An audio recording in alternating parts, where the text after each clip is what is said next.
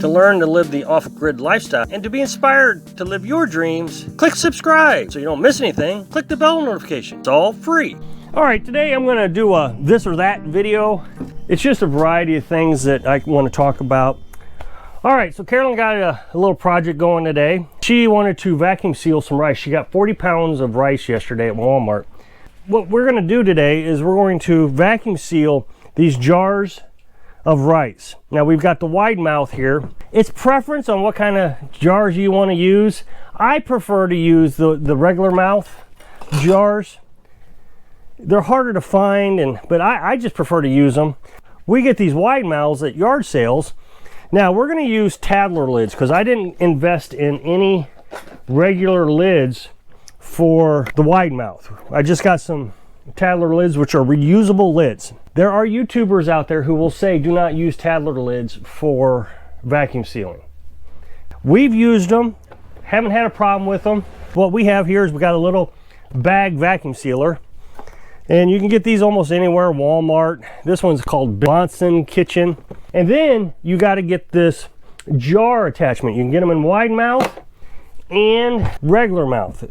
Now I got this on Amazon called Food Saver. Comes with the two attachments. I think it was like $30, and a hose attachment. A lot of people will say you need to use a brake vacuum pump. It's a hand pump because these don't last very long.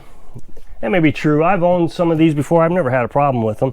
Now what these are normally used for is to bag and seal up foods in these Food Saver bags. The Food Saver bags are expensive.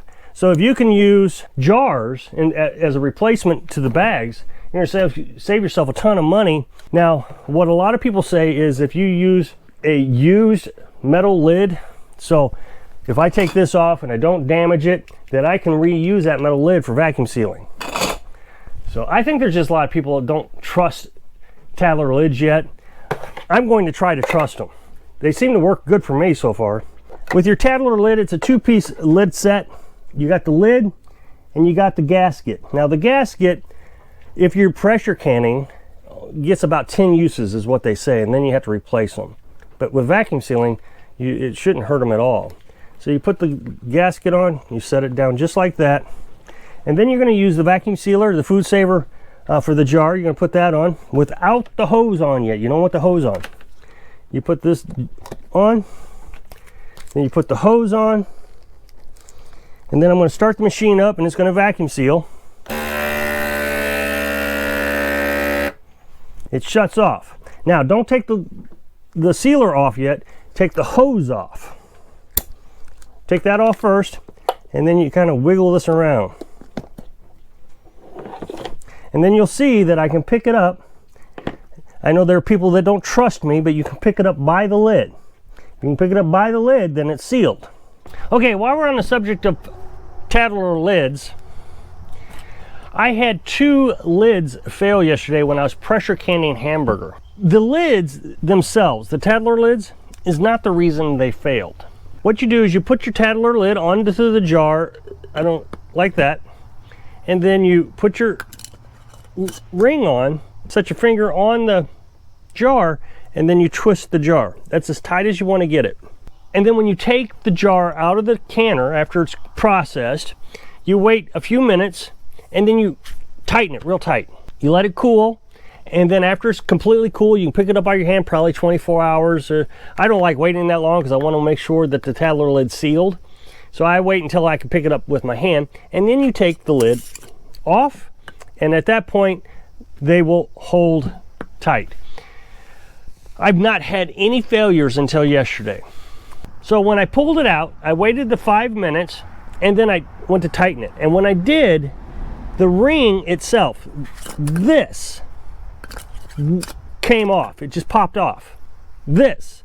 Now, I know the Tattler lid sealed because I was getting the bubbles. Under a vacuum, your liquids would boil at lower temperatures. So these can boil at 80 degrees. Tighten it down, the ring popped off. When it popped off, it broke the seal of the Tattler lid. So I was thinking, well, there must be something wrong with the Tattler lid. It must be too thick, so the ring can't grab onto it. So what I did was I started experimenting real quick, just as fast as I could. and I started grabbing different rings, and I was trying all of them, and none of them would grab. So I thought, well, maybe I'll try a different Tattler lid. So I put a different Tattler lid on, tried several different rings, all of them did the same thing, they all popped off. And I got to think, wait a minute, what if I take the Tattler ring and put it on a different jar? Maybe it's the jar. Remember, I had 2 failures. So I set it on a new jar, tighten it down. So the original lid, the original ring, new jar, tighten it down, worked fine. I tested those 2 lids on like 25 different jars. They all worked fine. Brought them back to those original 2 jars, didn't work. What it is the jars are manufactured differently. When you put this ring on and you do that little test, you can tell that this is not going to work.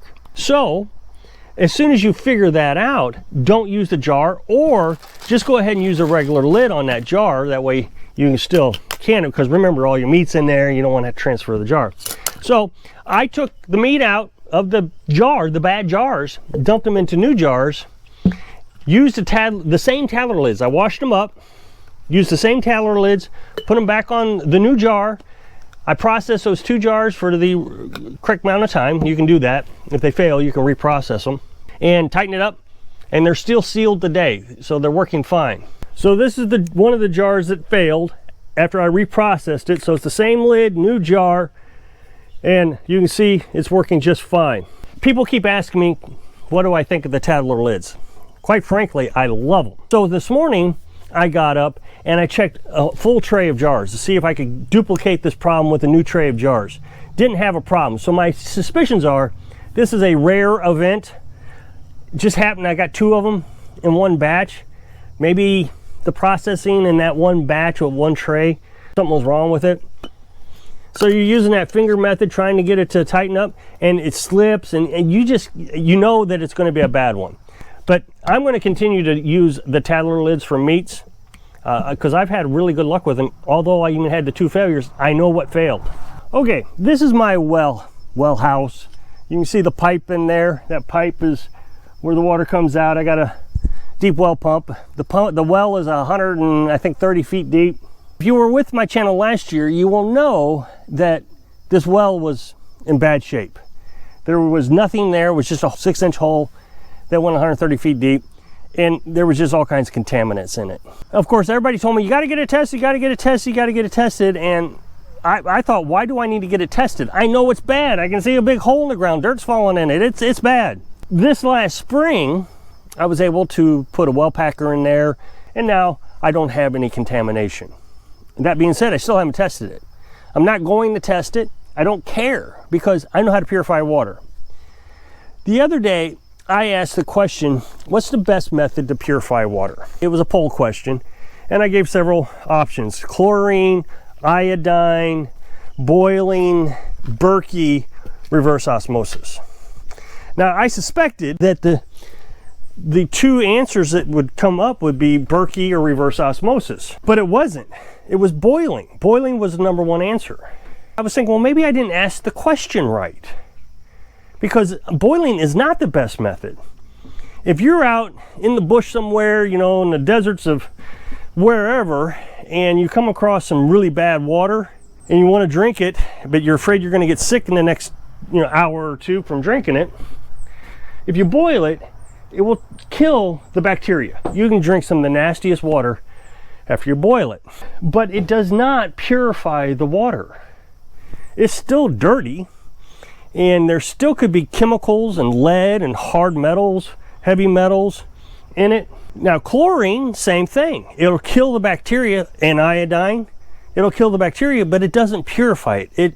It makes it so the bacteria is gone. Again, good if you're out there in the desert trying to survive, get home, that kind of thing. But I sure wouldn't want to rely on very long, because if there's lead in the water or heavy metals or chemicals, farmers spraying chemicals, you start consuming a lot of that, and it's going to make you sick within the next 6 months. So one of the best methods is to distill your water. The problem with distillation is it's heavy in resources. You have to either boil the entire pan of water, and it takes a long time to boil that into steam, and then you have to have a piping system or a catch system. You could do solar, but again, it takes a long time. You wouldn't get a lot of water unless you had this huge, massive solar distill. You wouldn't be able to make a lot of water. And Carolyn and I can drink on a hot day 3 gallons of water between the two of us, so 1.5 gallons each. We wouldn't make that much water. So it brings me back to Berkey and the reverse osmosis. Now, I don't know a lot about reverse osmosis. I understand that it's a really good way to purify water. And it's my understanding that it gets rid of everything. And I used to have a reverse osmosis, loved it a lot, worked great. The problem with reverse osmosis is it wastes a lot of water. There's wastewater. Now, you can take that wastewater and you can water your garden or take showers with it or take baths with it, flush your toilets with it. But there is wastewater involved. And so when you're living off grid, it's pumping all this wastewater, and we're using electricity, and we'd have to figure out what to do with it. So reverse osmosis isn't the best idea for us. So that brings us to the Berkey. Now the Berkey, I'm not a representative of. I'm not even going to show you my Berkey. It's well used. I've talked about the Berkey many times, but a Berkey is a 2-stage water filtration system. It's a charcoal system. The downside to Berkey and any other purification system like the Berkey is it can leave viruses behind. So what we do is we chlorinate our water. The chlorination then either evaporates out or the Berkey removes the chlorination. So I hope I can inspire you to research safety so you can live your dream. Thanks for watching.